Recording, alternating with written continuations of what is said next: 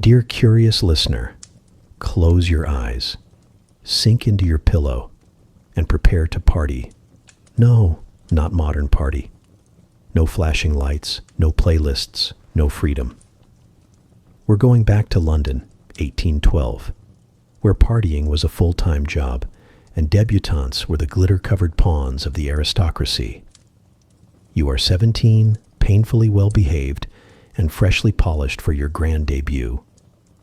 For the next few months, you'll promenade, curtsy, sip weak tea, fake laughter, and accidentally make eye contact with eligible bachelors across crowded ballrooms, all while pretending to have fun. Welcome to the Regency social season. It's elegant, it's expensive, it's exhausting. Subscribe and tell me what country you're watching from. I'm genuinely curious. Now, straighten your gloves, lower your expectations, and let's begin. This is how you party like a Regency debutante. You wake up in London, and you are in danger. Not the kind of danger that involves swords or runaway carriages. No. This is the subtle, slow burn kind. The kind where your entire future depends on wearing the correct shade of lilac and not sneezing during a waltz.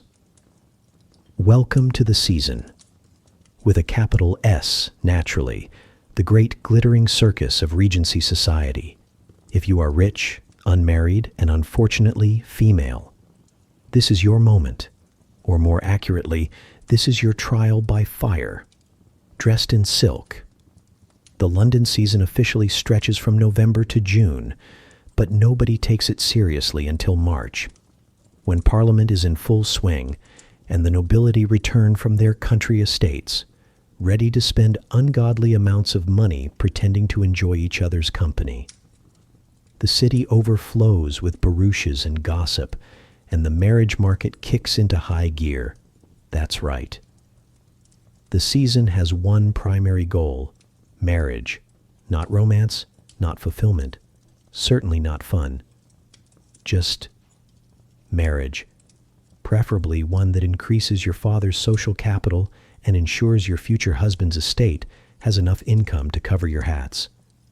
So here you are, a debutante. You've come out, which doesn't mean anything fun.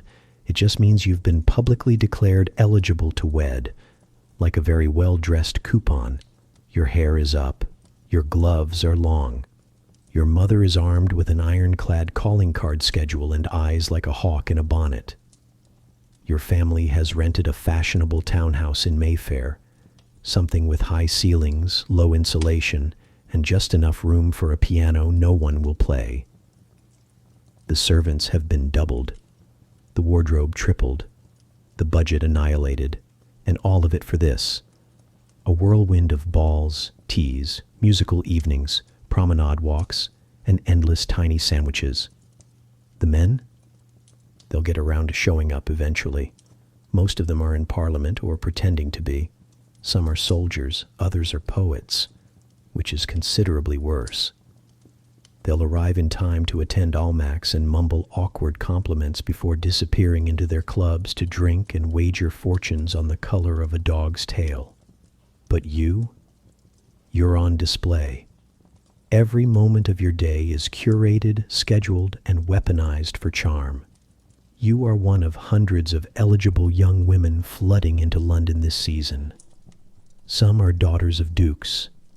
Some are the newly rich, escorted by ambitious mothers who believe a silk train and a strategic nose powder can bridge the gap between merchant money and aristocratic bloodlines. And what are you competing for? Marriage licenses, preferably titled, possibly tolerable, hopefully solvent. You see, in Regency London, a good marriage is currency. Daughters are assets, and the season is less a celebration than it is an auction house with better lighting. Make no mistake, this isn't just a party. This is business. Every time you enter a drawing room, you are being silently evaluated. Your gown, your posture, your ability to discuss the weather without sounding too clever. There are rules to follow, and 1,000 ways to fail. Speak too much, you're overbearing. Speak too little, you're dull. Dance too often, you're desperate. Refuse a dance, you're rude. Accept one from the wrong man, you're scandalous. Accept one from the right man too quickly, you're scandalous again. And heaven help you if you actually enjoy yourself. Because despite all the champagne and sparkle, enjoyment is never the goal. The goal is optics, position, precision. You are not here to have fun. You are here to impress. Subtly, constantly, exhaustingly. Everything about the season is designed to funnel you toward a suitable match. A man who has enough land, a decent title, and ideally no active mistresses. Bonus points if he's only mildly condescending. And once you're engaged, congratulations. You're no longer a debutante. You've graduated from glittery merchandise to gently used wife in training. The fun never ends. But let's not get ahead of ourselves. For now, you are still new, still fresh, still optimistic. That will change soon enough. Your name has been added to invitation lists. Your mother has memorized the genealogies of every eligible bachelor within a 5-mile radius. And you are about to enter the most demanding, expensive, and excruciating party circuit in British history. So take a breath, adjust your gloves, and prepare to curtsy your way through 5 months of calculated small talk and deeply unflattering lighting. This is the season, and you, poor thing, are its entertainment. You are 16, maybe 17. You've spent the last 5 years playing piano, sewing crooked samplers, and reading only the first halves of novels, the part before the heroine gets into trouble. And now, you're being launched. No, not from a cannon, though that might be quicker. You're coming out. The term sounds glamorous, doesn't it? But this isn't a surprise party. There's no cake, no confetti. This is a formal, irreversible declaration. You are now of marriageable age, which means society will no longer pretend you don't exist. Instead, it will examine you very, very closely. Coming out means you have passed the point of girlhood. You are no longer Miss Lily Wexford of the nursery. You are now Miss Wexford of Grosvenor Square, eligible, presentable, and hypothetically charming. You've crossed a threshold, and the door behind you has locked. But before you can circulate in society, you need a transformation. And that starts with your wardrobe. The first thing to go is your pinafore, that modest, girlish apron tied neatly over your day dress. It's a signal of youth, of innocence, of having no reason to be noticed. Now, that innocence must be stored in a trunk somewhere in the attic. You're not here to be overlooked anymore.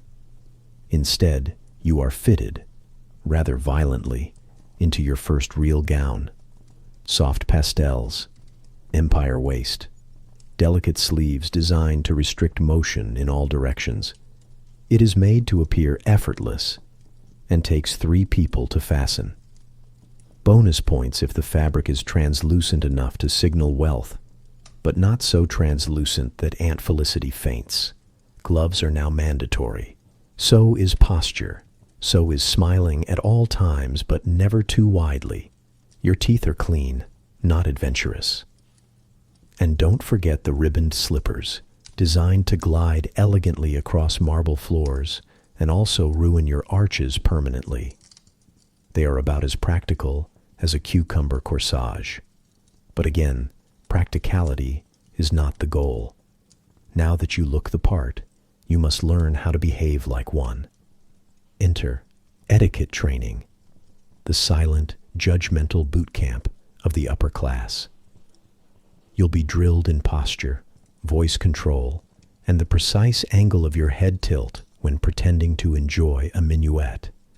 Your dancing must be graceful, but not provocative.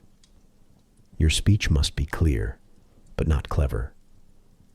You must always be prepared to converse about art, poetry, or cloud formations, but never politics, religion, or the existence of ankles. Your mother hires a dancing master, a man who smells of chalk and despair, to teach you the essential steps, the quadrille, the waltz, the country dance. Each one is a socially sanctioned form of courtship negotiation. One misstep, and you've accidentally proposed marriage or insulted a baronet's lineage.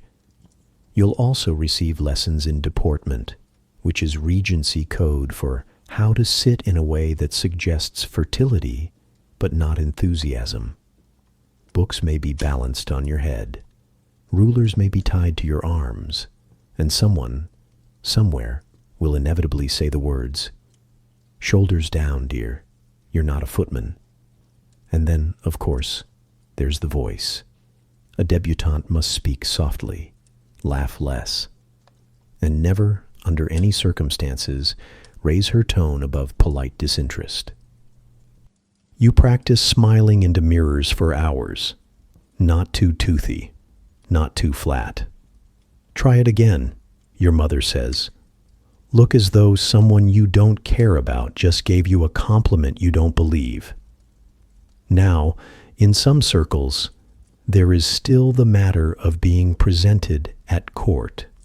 This is not mandatory in the Regency era.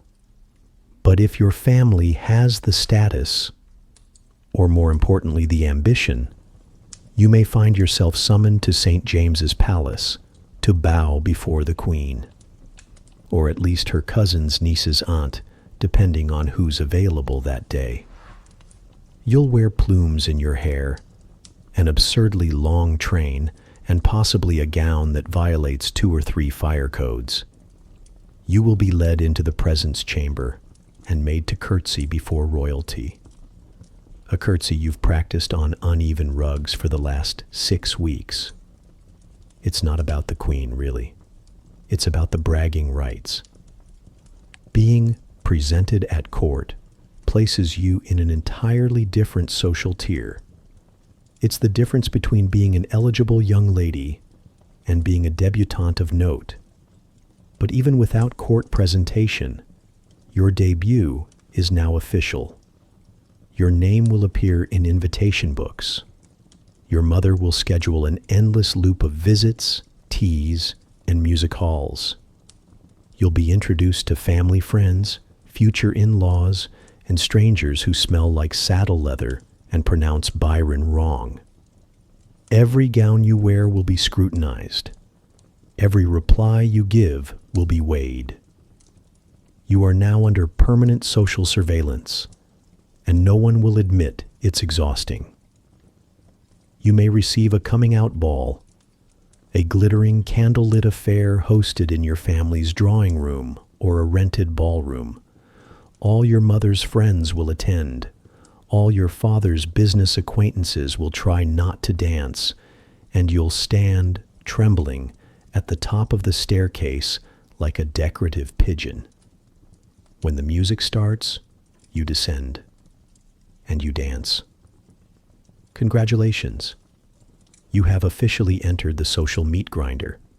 You are now a debutante. And from this moment forward, your life will be measured in waltzes, eye contact, and how many potential suitors ask for a second dance. You are elegance embodied. You are grace personified. You are also tired, and it's only week 1. But you've been launched, and there's no going back. So, chin up, gloves on. The party has just begun.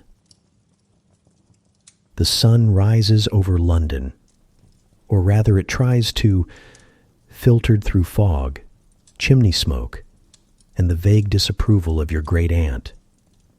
And somewhere inside a grand but drafty townhouse in Mayfair, you are being woken up by a maid holding a pitcher of ice-cold water. You are not ready. You went to bed late. after a musical that felt longer than Napoleon's exile, and you spent most of the night dreaming about dropping your dance card into the punch bowl. But none of that matters, because now it is morning, and mornings are for performance. The maid pulls back your curtains with the gentle touch of someone opening a tomb. She mutters something about breakfast, but you know better. You won't actually eat anything substantial until tea time, because the fashionable debutante appetite consists entirely of size and scandal. You sit up. Your hair is already misbehaving. This is bad. Today you'll need curls, obedient, glossy curls pinned just so. And unfortunately, your natural hair prefers rebellion. Enter the hot irons. No, not the gentle sort. These are metal rods heated over open flame, wielded by women with steady hands and no fear of singed ears. Your scalp sizzles, your neck sweats, and through it all, you smile, because pain is temporary. But frizz is social suicide. Once your hair has been tamed into submission, it's time to dress. Now, dressing yourself is no longer considered a solo activity. It's a group project, and you are the mannequin. Your lady's maid, who deserves combat pay, starts the process by lacing your corset. It's not supposed to hurt much, just enough to shrink your waist by several inches, restrict your breathing, and push your organs into formation like a well-trained infantry unit. You've learned to hold on to the bedpost while she pulls. She's learned not to care if you squeak.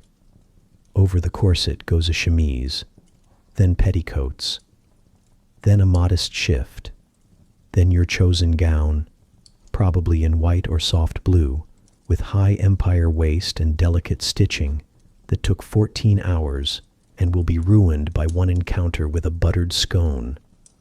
Gloves are next, not optional. Ever. Even if it's 30 degrees. Even if you're indoors. Even if you dropped your reticule down the stairs and need to crawl after it. Your hands must remain hidden, elegant, mysterious, presumably clean. Shoes follow, little silk slippers with soles thinner than Regency gossip. You're not meant to walk far in them, or fast, or well. And don't forget the accessories. A reticule no bigger than a squashed orange. A handkerchief you're not supposed to use. A fan for communication. And perhaps a token from your mother. A brooch, a bracelet, or a constant reminder of how expensive you are to maintain. You're finally dressed. Now comes the hard part. Your face. You are not allowed to look tired. You are not allowed to look bored. And you are absolutely forbidden from looking interesting. The Regency debutante face is a masterpiece of mildness, painted in whispers. Powder, if you need it. Rouge, but barely. Lips tinted just enough to suggest you once thought about a strawberry.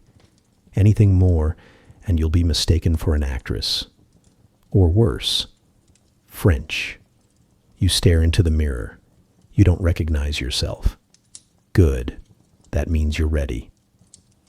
Breakfast? Technically.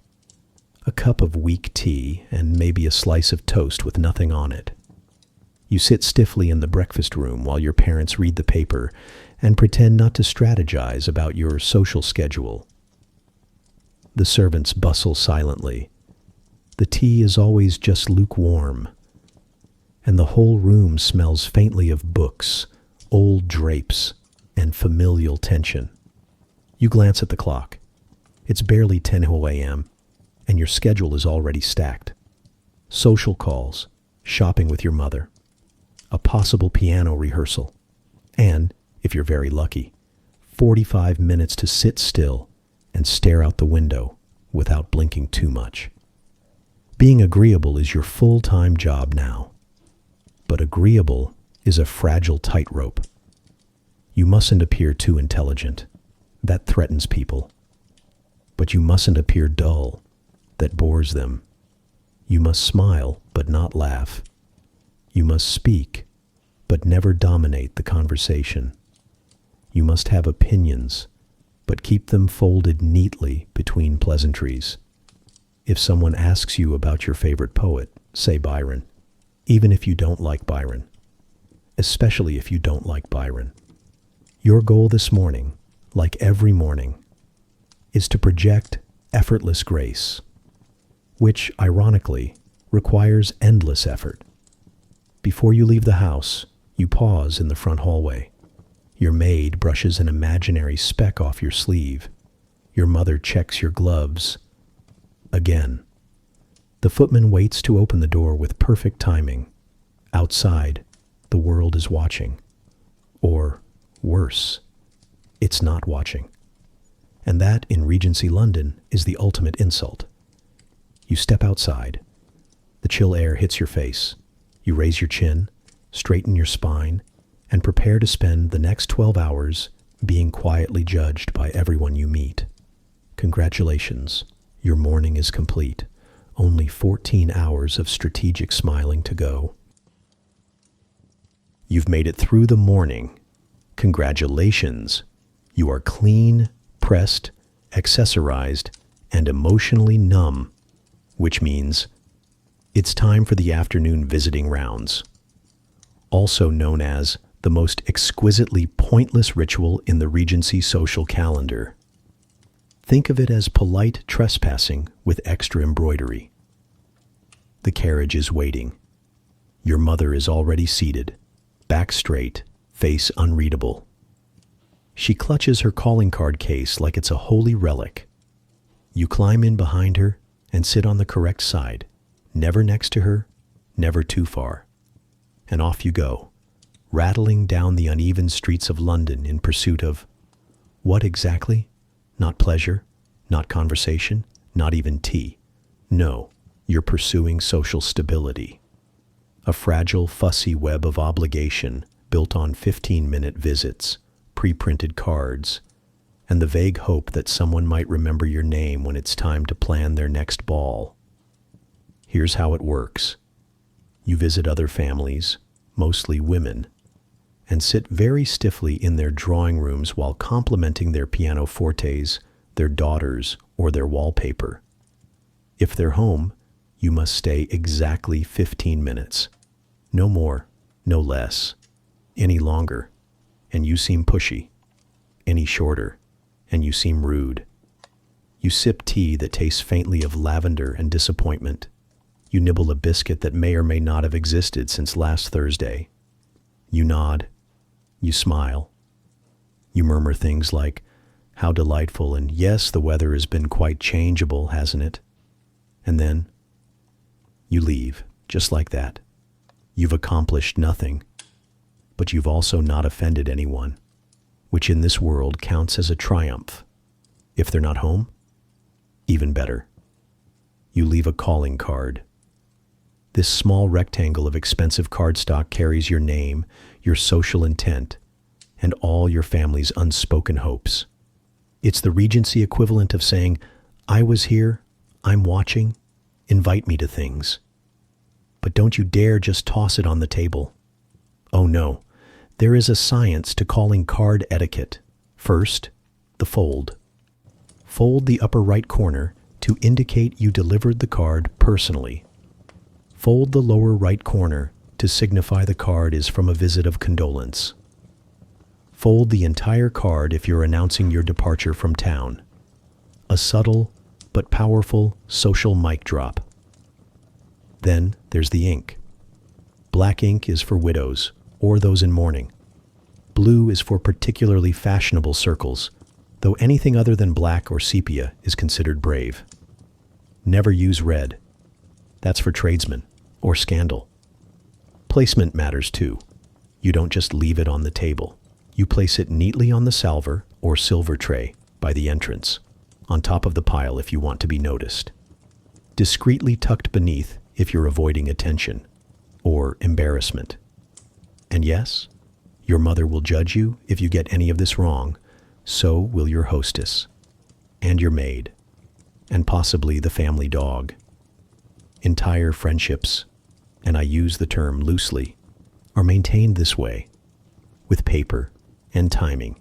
You send a card, they send a card, you visit, they visit. Nobody says anything real, nobody misses anyone.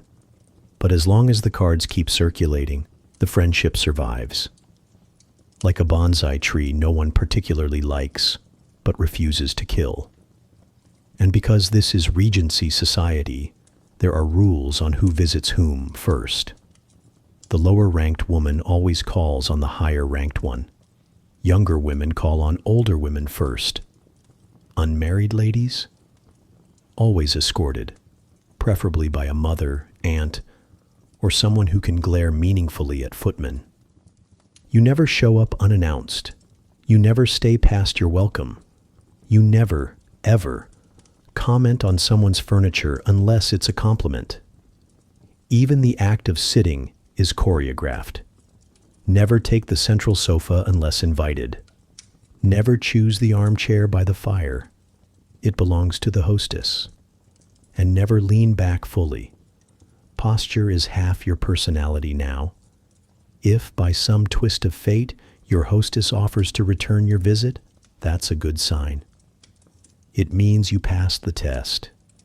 Your appearance was acceptable, your manners tolerable, and your mother didn't say anything too bold about asparagus prices. But beware, social calls are not always reciprocal. If you leave a card and no visit follows within a few days, you have been politely ghosted. And unlike modern ghosting, this one is permanent. Your name will be delicately erased from invitation lists. Your mother will pretend it was a clerical error, and you'll quietly never speak of it again. It's astonishing, really, how much pressure is packed into 15 minutes of small talk and lukewarm tea. You must appear calm but interested, quiet but not sullen, decorative but not dull, and above all, inoffensive in every possible way. If you are too witty, you're trying too hard. If you are too quiet, you're ungrateful. If you mention having a headache, a real one, you'll be labeled delicate, which is Regency code for high maintenance. After 3 or 4 stops, your face begins to ache from the same practiced smile. Your gloves are warm and slightly damp. Your mother has only complimented someone's furniture too enthusiastically twice, and your stack of calling cards is nearly gone. You return home around 4 o'clock, not relaxed, not enlightened, but accounted for, which in the world of Regency debutantes is what counts. You've been seen. You've been polite. You've avoided scandal. And if you're very, very lucky, someone might send a note inviting you to yet another event where you'll do all of this again. But for now, your social duties are complete. Tea is being prepared. The candles are being lit. And your next performance, Strolling for Spouses, is about to begin. The hour is fashionable. The air is tolerable. And the time has come to do what every well-bred young lady must do at least 3 times a week during the London season. Walk slowly, in circles, wearing most of her net worth. Welcome to St. James's Park, the unofficial meat market of high society. It is not a coincidence that you're here. Nothing in the season is accidental. You've been placed, prepared, and positioned. Your gown is spotless. Your gloves are spotless. Your shoes will be ruined by pigeons in 10 minutes. But you must pretend not to care. This is the park parade, where debutantes stroll gracefully in the hopes that someone important will pretend to read a newspaper in their direction.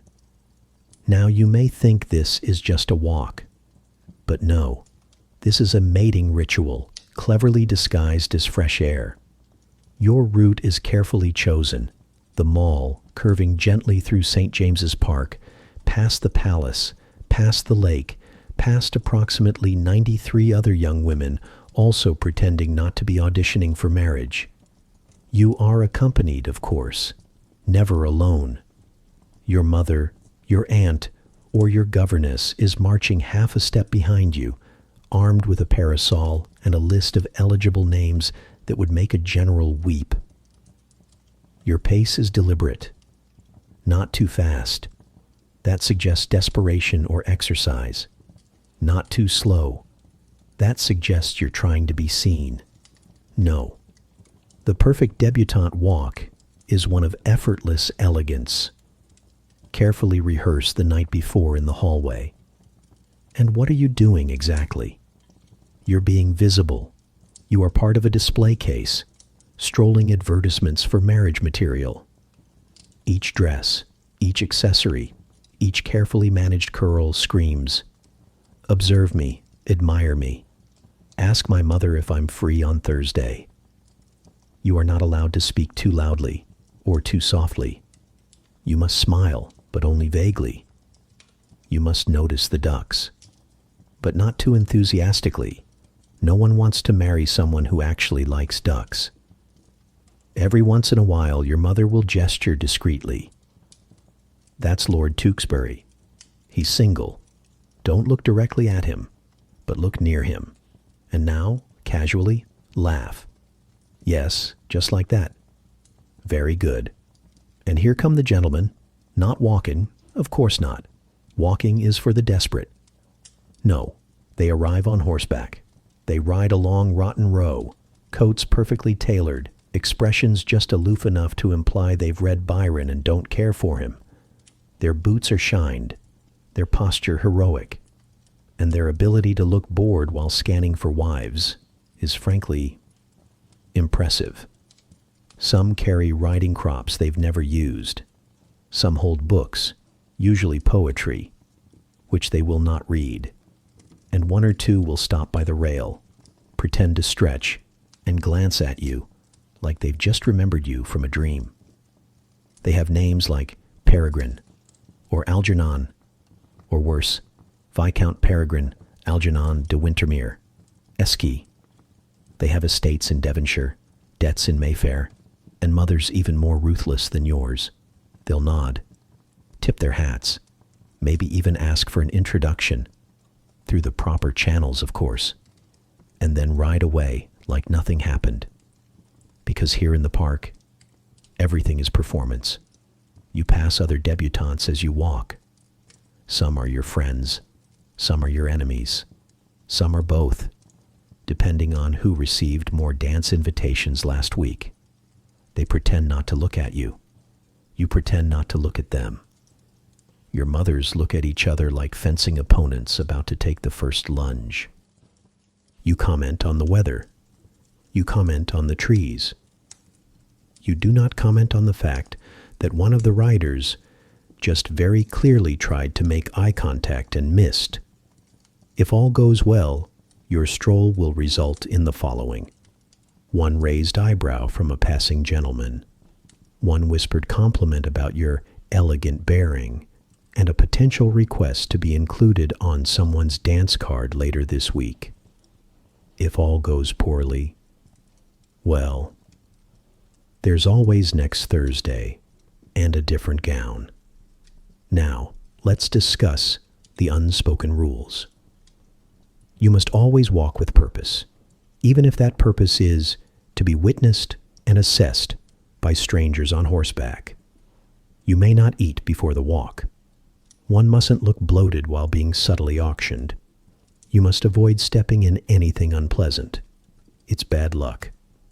And worse, it's a conversation topic. If you are spoken to directly by a gentleman without proper introduction, you must respond politely, briefly, and with enough ambiguity that your mother won't scold you afterward. If your younger sister begins to chatter loudly about tulips, silence her with grace. No one wants to marry a girl whose family lacks volume control.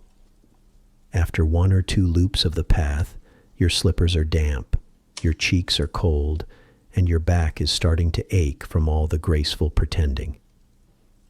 Your mother glances at the sky, decides the angle of the light is no longer flattering, and signals it's time to return. You curtsy faintly to no one in particular. You re-enter the carriage like royalty escaping a coup. And as you roll away from St. James's Park, you wonder if anyone actually saw you, or if you've just spent an hour walking in slow, expensive circles for nothing. But don't worry, because next time you might catch someone's eye. You might be complimented on your parasol. You might receive a vague inquiry from Lord Tewkesbury's valet's cousin. And that, dear listener, is how progress works in the Regency courtship economy.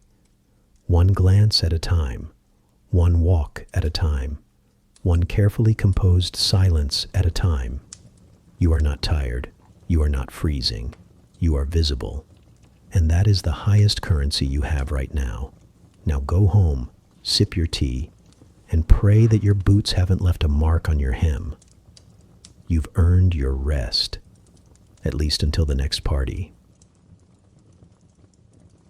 Evening has fallen over London. Candles flicker behind every silk-curtained window, and across the city, carriages are pulling up to some of the most important and least attended to events of the entire social calendar. It is time for the theater, or possibly the opera, but don't worry, you're not expected to actually pay attention. Theater and opera nights are not about art. They are not about music. They are not even about the plot. They are about visibility, about showing up, being seen, and leaning forward at the exact right moment so that someone across the room might whisper, "Isn't that Miss Wexford? The one with the cousin in the Guards?" This is not entertainment. This is spectacle, and not the kind on stage, the kind arranged in velvet and diamonds along the tiered balconies. Your family has rented a box. Of course they have. Everyone who matters has a box. It's 1 part viewing space, 1 part living room, and 3 parts social flex. You've dressed for the occasion, which means everything you're wearing is more expensive than the theater itself. Your gown sparkles. Your gloves are spotless. Your hair has been repinned 3 times by candlelight. And you are now seated at the front of the box, turned ever so slightly away from the stage. Because let's be honest, the actors are not the draw. The draw is who else is here. And more importantly, who else saw you arrive. Your mother is already scanning the boxes across from yours. She knows who will be here tonight. She has a mental map of every peer, dowager, and potential suitor's sister in the theater. And she is evaluating their outfits like a military general inspecting uniforms before battle. Meanwhile, your father pretends to read the program. He's not really interested in the show either, but he's keeping up appearances. At least until the second act, when he'll begin snoring into his cravat. On stage, the players begin. A tragedy, perhaps, or a farce, or an Italian opera with 7 acts and no clear plot. It doesn't matter. No one is really listening.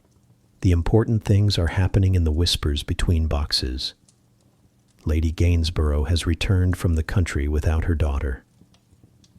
Lord Rutherford is seated suspiciously close to Miss Lennox, again.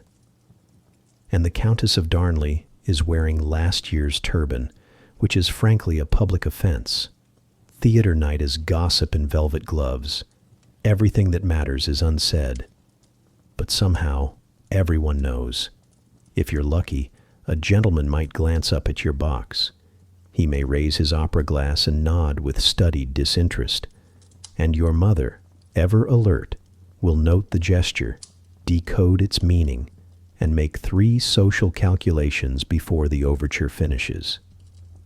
Sometimes the boxes exchange visits. This is allowed, even expected. A young man may stop by for a brief chat between acts. He will comment vaguely on the performance. You will smile vaguely in return. He may ask if he'll see you at Almack's on Thursday. You will pretend not to know, and then he'll vanish, possibly to repeat this entire conversation 2 boxes over. And now, the opera. If the theater is a parade, the opera is an arms race. The tickets cost more, the gowns sparkle brighter, the boredom runs deeper. And the singing? Well, it's passionate, it's foreign, and it's very, very loud. You are not here for the story, which, let's be honest, you couldn't follow even if you tried. Someone is in love. Someone is dying. Someone is disguised as someone else. There are arias. There are tears. There are multiple encores you didn't ask for. But none of that matters, because opera nights are where reputations are cemented or shattered. You sit still. You appear interested. You occasionally murmur, "What a splendid performance," while your eyes scan the opposite tiers for rivals and sapphires. If you're attending with friends, you may whisper behind a fan. Just be careful. Boxes aren't exactly soundproof, and Lady Carrington's hearing is mysteriously excellent. And if you're very, very fortunate, the opera ends on time. If not, well, consider this your endurance training. Now, here's the thing no one will admit. The best seat in the house is the worst place to be. Those floor seats, down below, with a full view of the stage, those are for people who care about the performance, which is to say, not you, not your mother, not your suitor, and certainly not Lord Tewkesbury, who hasn't listened to music since 1805 and is currently halfway through a hip flask behind the curtain. You might think this is all very tiring, and you would be absolutely correct. But remember, these outings are not optional. They are obligations, rituals, proof that you're part of the dance. You don't go to the theater to see. You go to be seen. You don't listen to the opera. You survive the opera, and hopefully come out the other end with a dinner invitation and a slightly elevated social standing. Eventually, the performance ends. People clap, more from relief than from admiration. Carriages are summoned, cloaks retrieved, and your mother whispers one final evaluation of everyone's outfits on the way down the staircase. You emerge into the London night, still smiling, still composed, still expected to be fascinating for what's to come. Because in Regency London, the show is never really over.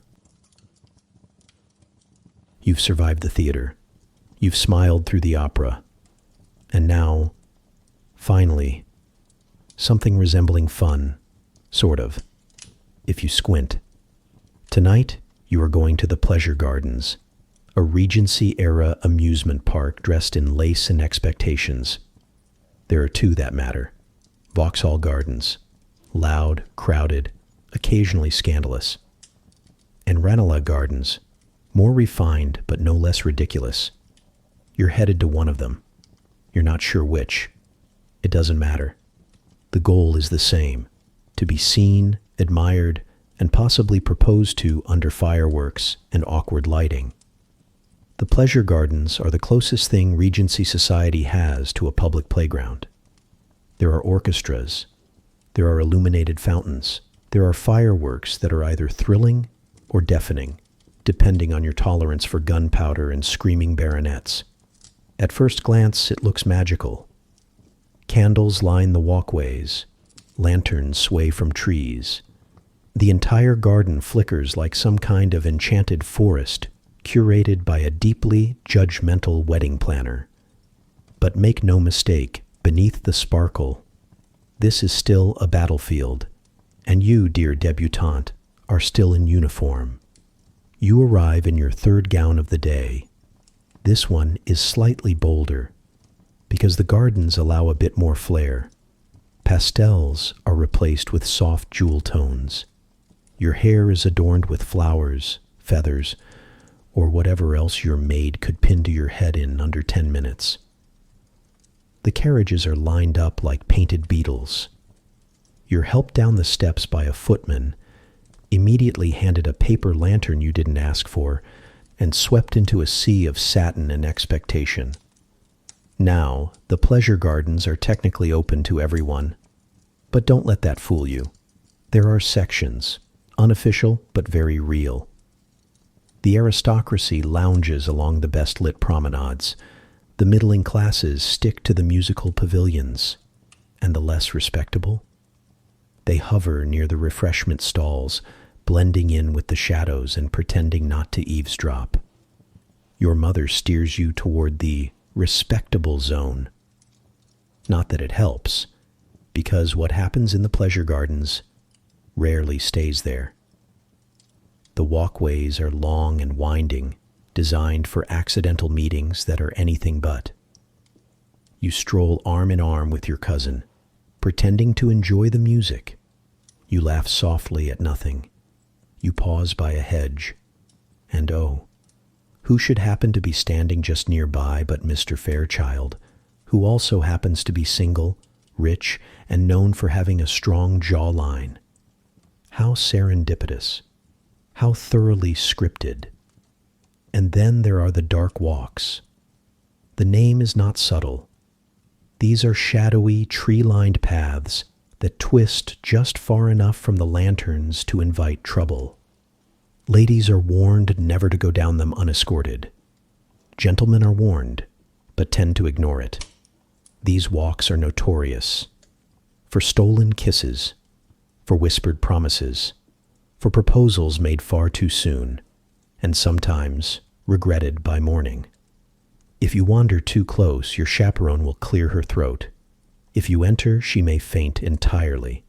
Either way, your name will end up in someone's diary tomorrow, and possibly someone's gossip pamphlet by the end of the week. Let's talk food. There is food here. It is bad. For a price equivalent to a modest pair of gloves, you may enjoy overboiled peas, undercooked ham, mystery pastries, and an entire bottle of orgeat syrup that will haunt your dreams. But you are not here to eat. Eating makes you look occupied. And the pleasure gardens are about availability, being visibly open to conversation, compliments, and scandal in equal measure. At some point, a performance will happen, a concert, a tightrope walker, a magician who appears to be drunk. You will clap politely. You will pretend to be impressed.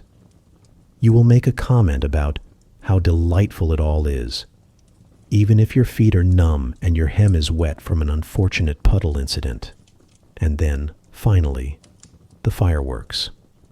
They begin with a crack, then a boom, then a series of increasingly extravagant explosions meant to signal joy, patriotism, and wealth. You tilt your chin upward. Your profile is illuminated in silver light. You look, for just a moment, like someone in love, even if it's only with the idea of finally getting to sit down. A young man glances at you during the finale. He smiles. Your mother sees it. She makes a note. You pretend not to notice. And the game continues. As the fireworks fade and the crowd begins to thin, your carriage is retrieved. You gather your shawl. You avoid stepping on your own train. You climb inside and exhale, carefully so as not to wrinkle anything. You've spent 3 hours pretending not to care about anything, while caring intensely about everything. You're exhausted. Your corset is digging into your ribs, and your shoes are soaked. But you did it. You survived the pleasure gardens, and managed to remain both charming and technically unscandalized.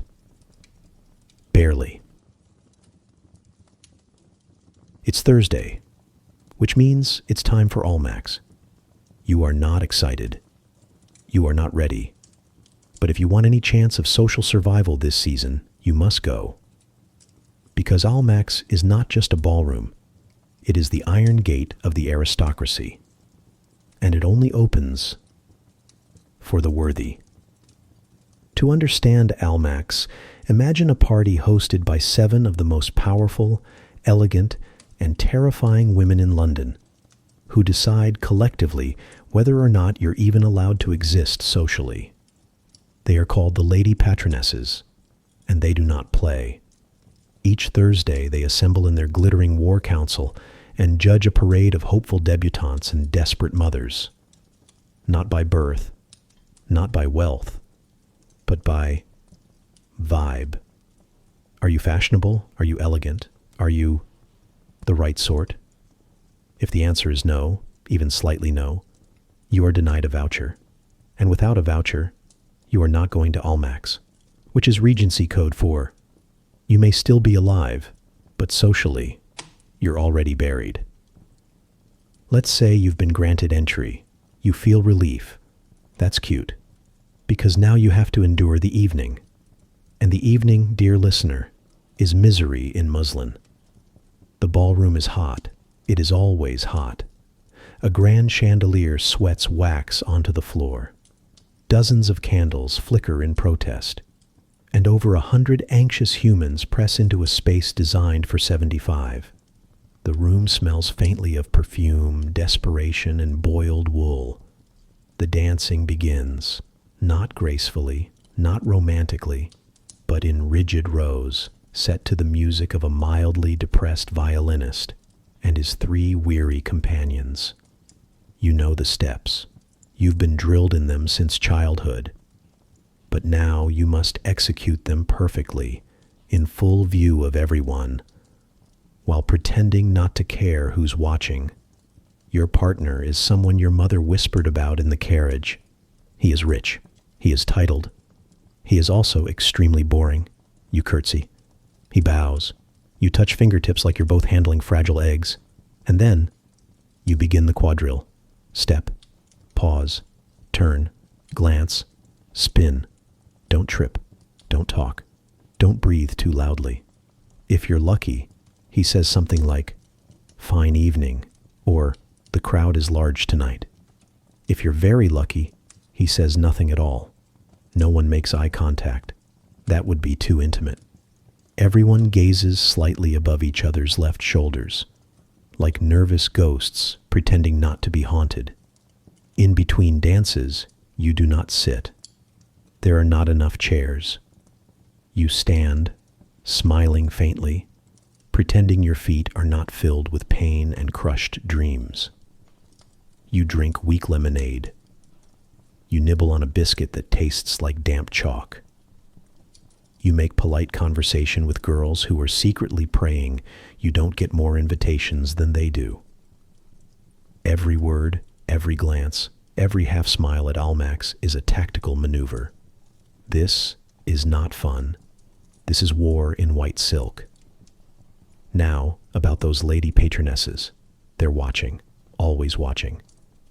One is seated at the far end of the ballroom, sipping punch with the serene smugness of a woman who knows she could end your life with a raised eyebrow.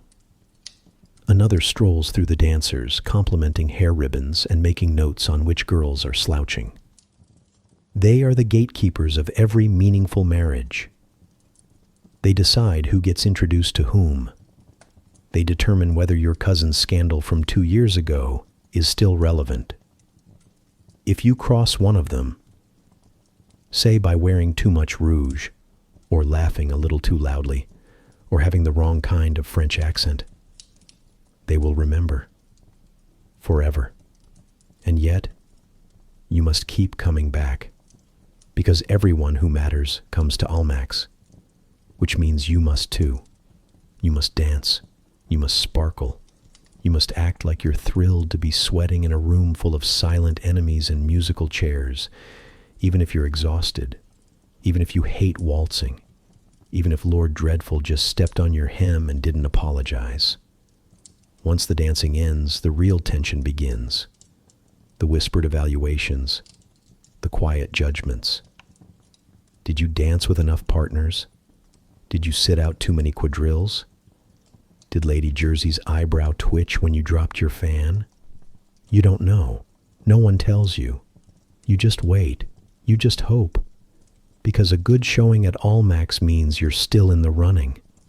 A bad showing means next Thursday might not come. Eventually, you're back in the carriage. Your hair is wilting. Your gloves are damp. And your mother is staring out the window in total silence, which is either a good sign or a very, very bad one. You don't speak. You don't ask. You just pray she doesn't bring up your posture. Allmax is over. Until next week. And until then, you'll live in social purgatory, floating between anxiety and preparation, reviewing your gown choices, and wondering whether smiling at Lord Tewkesbury for 2 seconds longer than usual counts as flirting. You don't know. You'll never know. And that, dear listener, is why the season exists, to keep you dancing, doubting, and perfectly exhausted. By now, you've danced, smiled, strolled, curtsied, and survived exactly 3.5 near scandals. You've worn 7 different gowns in 5 days. You've attended 4 events, consumed 2 dry biscuits, and heard 0 actual compliments that weren't filtered through someone's mother. And here's the kicker. You haven't even made it to the expensive part yet. Let's talk about the cost. Because being a debutante in Regency, London, wasn't just emotionally exhausting. It was also financially ruinous. Start with the gowns. Yes, plural. Because you can't wear the same dress twice. That's for governesses and ghosts. You need a morning dress, an afternoon dress, a promenade dress, an opera dress, a theater dress, a ball gown, and a backup gown, in case one of the above is destroyed by soup, soot, or scandal. And no, they're not interchangeable. A muslin trimmed with pearl for Allmax would be absolutely offensive at Vauxhall. Heaven forbid your lace appears too French at a patriotic ball, or worse, not French enough. Now add the accessories. You'll need gloves, several pairs. They yellow faster than your reputation. Reticules, tiny purses designed to hold absolutely nothing. Hand fans, hand-painted, imported, and pointedly expensive. Stockings, shoes, hairpieces, tiaras, if applicable, combs, brooches, and, oh yes, jewelry. Even modest girls wear enough jewels to blind a pigeon at 20 paces. Some of them are family heirlooms. Some are rented. Some are borrowed permanently. And that's just what goes on you. Now consider what carries you. You arrive at every event in a carriage, and not just any carriage. It must be polished. It must be driven by the right sort of coachman. It must have horses that don't look tired, poor, or, heaven forbid, provincial. You may also need a maid to help you dress, a footman to escort you, a companion to guard your virtue, your gloves, and your ability to survive boredom. Each of them expects to be paid regularly, preferably in cash, or at least in gossip-proof coin. And let's not forget tickets. The theater, the opera, the pleasure gardens, Allmax.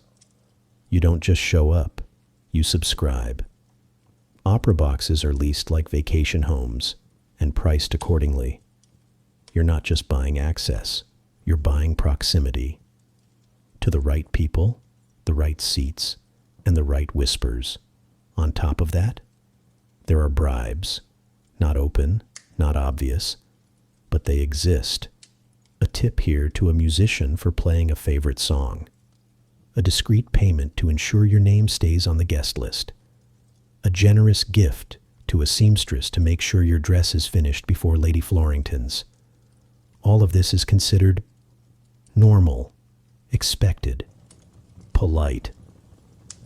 Now imagine having 3 daughters, 3 debutantes, 3 full wardrobes, 3 sets of servants, 3 potential dowries, depending on how badly negotiations go. And if one of them develops a reputation for being difficult, you'll have to work twice as hard to make the others look twice as obedient. Some families spend more in a single season than they would running their entire estate for a year. Some mortgage land. Some borrow from cousins. Some pray they die before the bills come due. And for what? To get married. To secure a husband whose main qualifications might be owning property and having a last name ending in Aisher. And then there's the worst case scenario. You spend everything, your time, your patience, your wardrobe budget, and still no proposals, no matches, no understandings passed discreetly through mutual acquaintances, just polite nods, faint smiles, and the haunting suspicion that your ball gown wasn't quite sparkly enough. Picture it. You're standing at Vauxhall in a dress that cost more than your maid earns in a year. You're eating a pastry that tastes like regret. You're smiling at a man who may or may not remember your name tomorrow. And you realize your dowry is gone, spent on fireworks and fans. And still, you're going home single. This was not uncommon. In fact, some young women ended their seasons with less than they began, emotionally, financially, and reputationally. And what happens then? You return to the country. You pretend you needed a break. You read books. You write long, vague letters. And you wait to be invited back, if you're invited back. So yes, the Regency season was romantic, in the way that auctions are romantic, competitive, ruthless, and very, very expensive. Now breathe. You've made it this far without fainting. Your corset hasn't snapped. Your family hasn't defaulted on the carriage lease. Yet, next time someone tells you they wish they lived in Jane Austen's world, ask if they can afford it. You've done it. You've survived Almack's. You've endured Vauxhall. You've danced until your toes went numb and your reputation held just barely. And now, as if society has decided you deserve some kind of reward, comes the most exciting, extravagant, and faintly horrifying social event of them all, the masquerade. Now, in theory, masquerades were about elegance, about fantasy, about donning a mask and becoming someone else, someone daring, someone flirtatious, someone who didn't have to worry about posture or propriety or whether her cousin was going to outshine her again.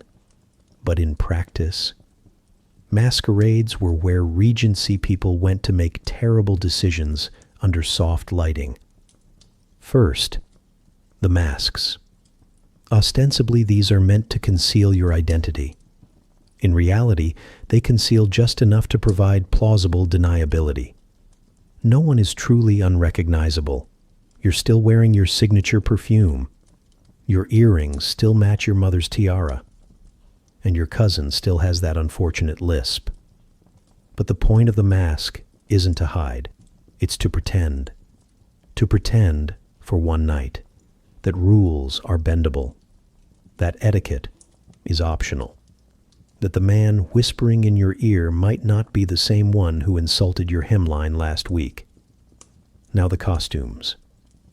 There are no rules, which of course means there are so many unspoken rules. You might come dressed as a Greek goddess, draped in gauze, trimmed in gold, and trying not to trip over your borrowed sandals. Or perhaps a pastoral shepherdess, one who has somehow wandered into the ball wearing embroidered silk and diamond earrings.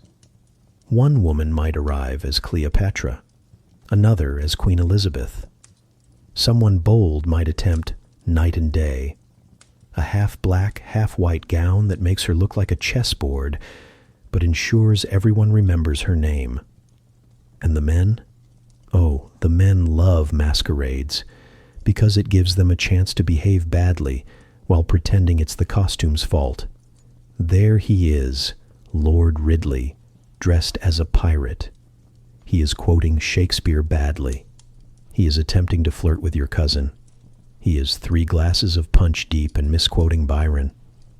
And there's Mr. Fortescue, in Roman garb. He says he's Caesar, but his toga is sliding off and he keeps winking at women who are clearly not impressed. Costumes are excuses. Excuses to touch a hand too long, to whisper a joke too sharp, to say things you'd never say at Almack's, or rather to say them and pretend you didn't mean it. The music is louder. The food is richer. The rules are looser.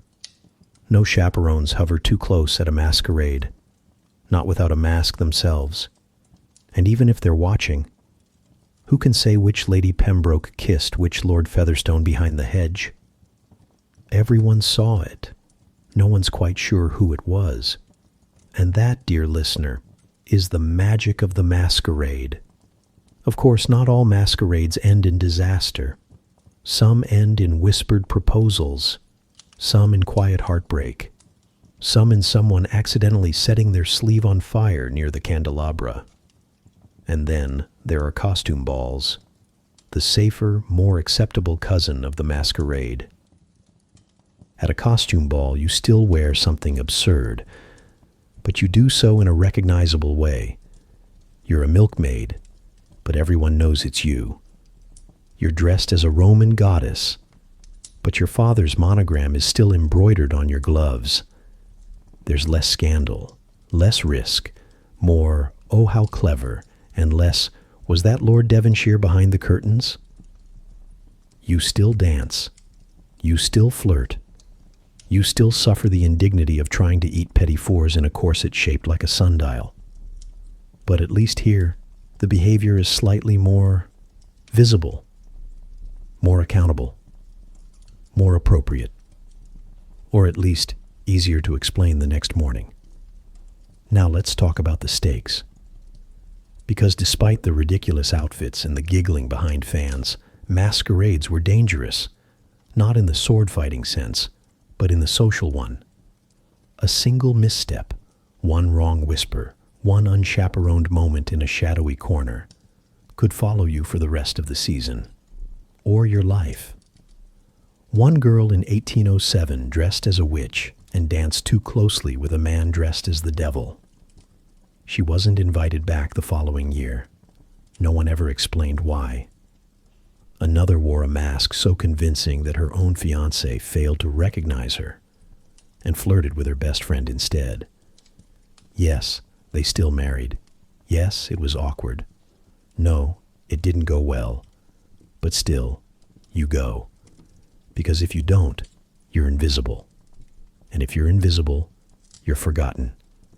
And if you're forgotten, you might as well be 30. So you pin on your feathers. You adjust your hem. You pretend you're Aphrodite or a swan or the person your mother thinks you could be if you just tried a little harder. And you smile. You glide. You make polite mischief. And you hope, against all odds, that tonight's drama will belong to someone else. By midnight, the masks come off. The costumes are unraveling. Someone's wig has fallen into the fountain. And somewhere in the ballroom, a scandal is already being written. In ink, in whispers, in glances exchanged as the music fades. You return home in a haze of powdered sugar, perfume, and paranoia. Was that laugh too loud? Did someone see you in the garden? Will the lady patronesses find out? And still, you sleep with the mask beside your bed, just in case there's another masquerade next week. Because for one night you weren't a debutante. You were someone else. And if you're lucky, no one will remember who. So, you've walked the parks, you've danced at Almack's, you've survived the masquerade with only mild emotional trauma and half your reputation intact. But before you let down your carefully curled hair and declare yourself victorious, let's pause for a moment. Because in the Regency season, one mistake can ruin everything. Not a big mistake, not something cinematic. No, that would be too obvious. Instead, it's the small things, the tiny missteps, the polite miscalculations, the almost invisible wrongs that can end you. These are the social landmines. And you, dear listener, are tiptoeing through a very crowded field. Let's begin with the obvious horror: laughing too loud. A debutante is allowed to be many things: pleasant, agreeable, slightly amusing, faintly witty in controlled bursts. But if your laugh echoes off the ballroom walls, if someone 3 chandeliers away turns to look, if a gentleman winces slightly, well, you might as well have dropped your corset in the middle of a quadrille. A laugh must be soft, delicate, the sound of someone who has never felt true joy and wouldn't admit it if she had. Anything beyond that? Dangerous. Now let's say you're at a tea party. A charming young man tells a joke that's actually funny.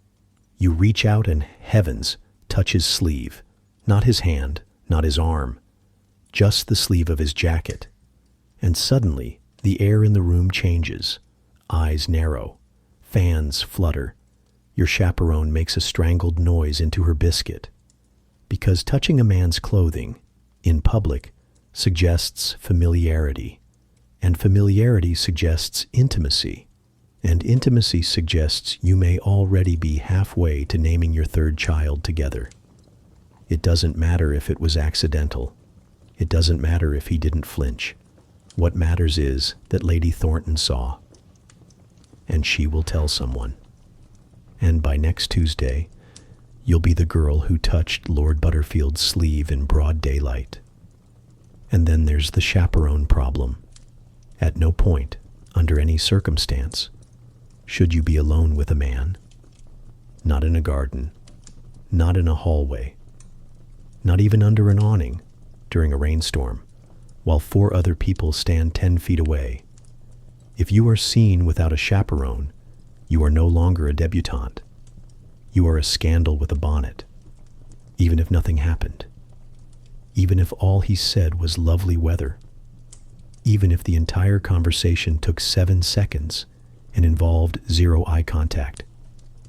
You will now be discussed in murmurs. Invitations may not arrive. A certain colonel may forget to call. And your mother will spend the next month looking pale and furious in equal measure. Of course, none of these things guarantee social death, not immediately. But all it takes is for your name to be whispered in the wrong corners. In the powder room at Almack's, in the back pew after Sunday service, or worst of all, in the ear of a lady patroness during intermission at the opera. Once that happens, once your name becomes a topic, you are finished. Not obviously, not theatrically. No doors slam, no dresses are torn. You just fade. Fewer invitations, fewer partners, fewer second glances at the park, until one day you realize no one is whispering about you at all. And in high society, that's worse than scandal. That's irrelevance. Now, some girls try to save themselves. They lean in. They become interesting. They flirt harder. They speak boldly. And what do they get for it? They marry a man who smells like beef gravy and collects Latin poetry, who thinks quoting Ovid is seductive, who mistakes your silence for admiration and your glazed stare for charm. You will sit beside him at dinner for the next 40 years. You will hear him explain the etymology of the word verbatim at every social function. You will smile. You will nod. And you will privately curse the day you reached for that sleeve. The truth is, most social ruin in the Regency world doesn't come from scandal. It comes from perception. You don't have to be immoral. You just have to look like you might be. You don't have to break the rules. You just have to bend one, near the wrong people. And once you're labeled as too loud, too fast, too bold, too familiar, it's nearly impossible to undo. No amount of good posture or tasteful accessories can wash that rumor out of your hemline. So what do? You smile, you freeze, you rehearse every word in your head 3 times before speaking it aloud. You practice laughing without showing your teeth. You let your dance card fill slowly, not too fast.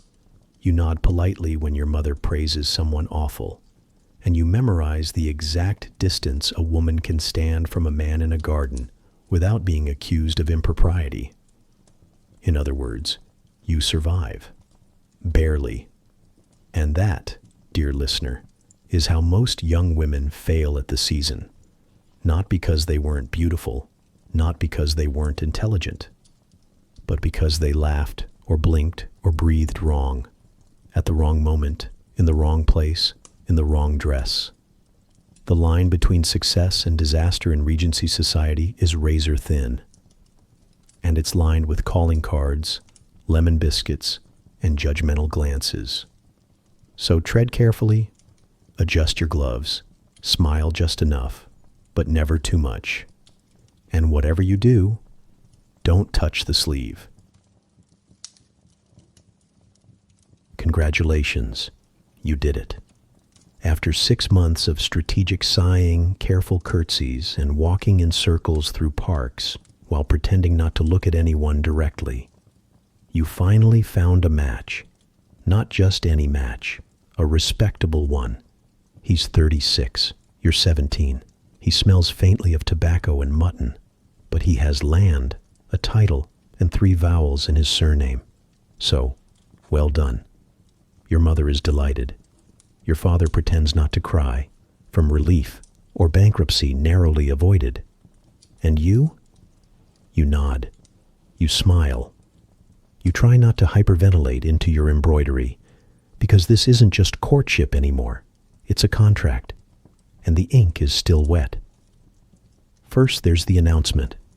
It's in the paper. It's in the drawing rooms. It's in the air like cologne and panic. People you barely spoke to are suddenly offering congratulations. Other debutantes give you smiles that do not reach their eyes. One girl sends you a note that reads, "I'm so happy for you," underlined 3 times, which in Regency means, "I hope your corset snaps at the altar." Next comes the dowry negotiations. This is the romantic part, where your future is discussed in units of currency. What do you bring to the table? Money? Land? A set of silver forks shaped like swans? Whatever it is, it's handed over, carefully, legally, and often with the faint sound of your father's teeth grinding. You, of course, have no say in this. You're the package being exchanged, wrapped in silk, ribboned with etiquette, and hopefully not too outspoken. You'd think that getting engaged would mean rest, a break, a few days to lie down, loosen the corset, and whisper to your pillow, "Thank heavens, I don't have to go to another ball." But no, that's adorable, because now, dear listener, you've entered the most judgmental phase of all, the victory lap. Yes, you're engaged. Yes, you've secured a title, a future, and a gentleman who doesn't eat soup with his sleeves. But now you must prove to society that you are, in fact, still winning, which means you will keep attending parties, you will keep smiling politely, and you will parade your fiancé like a prized racehorse with decent conversational skills. The goal now is not to be chosen. You've done that. The goal now is to make everyone else regret not choosing you sooner. Let's talk about the dress code. You're no longer just a debutante. You are engaged, and that comes with a very specific color palette. No more virginal white. No more eye-catching red. You wear pastels now, soft pinks, delicate blues, ivory trimmed in pearl, the shade of victory whispered across a room. Your jewelry is lighter but strategic. A modest diamond pendant, a ring that sparkles just enough to be noticed from across the dance floor. Nothing too bold. After all, you're not flaunting. You're simply radiating superiority in lace and lavender. You re-enter the ballroom not as a hopeful, but as a confirmed success. But here's the twist. Now, they're not watching you. They're watching him. That's right. Your fiancé, Lord Possibly Decent, is under surveillance. Every look he gives, every sentence he stammers, every choice of waistcoat. It's all being evaluated by unmarried girls hoping he has a brother, overbearing mothers who wish their daughters had gotten there first, and Lady Dunthorpe, who just doesn't like anyone being happy. If he fumbles a dance, they notice. If he forgets your glove, they remember. If he dares to speak fondly of his dog, half the room will speculate that you'll be widowed in 5 years and married to the butler. And then there are the older debutantes, 19, maybe 20, veterans of multiple seasons, still technically on the market, but visibly cracking. They look at you, 17, glowing, freshly betrothed, with all the affection of a lioness eyeing a rival near her last scrap of gazelle. They nod at you in greeting. They say, "How lovely for you," but their fans are twitching, and their mothers are already muttering about questionable bloodlines. You try to be gracious. You try to stay humble. You fail. Because how could you not enjoy this just a little? You survived the season. You avoided scandal. You managed not to faint, flirt, or falter at the wrong time. And now, you're being toasted with watered-down champagne in drawing rooms that once ignored your very existence. Still, the pressure hasn't disappeared. If anything, it's sharpened. Because the minute you're engaged, you're expected to act the part of a perfect future wife. You must look radiant, but not vain. Speak warmly of your fiancé, but not excessively. Be proud, but not smug. And above all, seem genuinely in love, even if your fiancé looks like a startled librarian in breeches. The parties continue. The dances blur. You spin through waltzes with other men, carefully, politely, never suggestively, while your intended chats with someone's great aunt about livestock. And yet, you still have to be charming. You still have to be watchful. Because if something goes wrong, if your fiancé is caught yawning at the opera or says something questionable about Napoleon, the whispers begin again. He was too old. He wasn't quite rich enough. You should have waited one more season. But you smile. You wear your pastel gown. You accept compliments on your radiance from women who will later say your hips look wide. And you dance. One last time. Through the fire-lit haze of the drawing room. Through the music and muffled laughter. Through the eyes of the society that raised you, judged you, and now, however reluctantly, accepts you.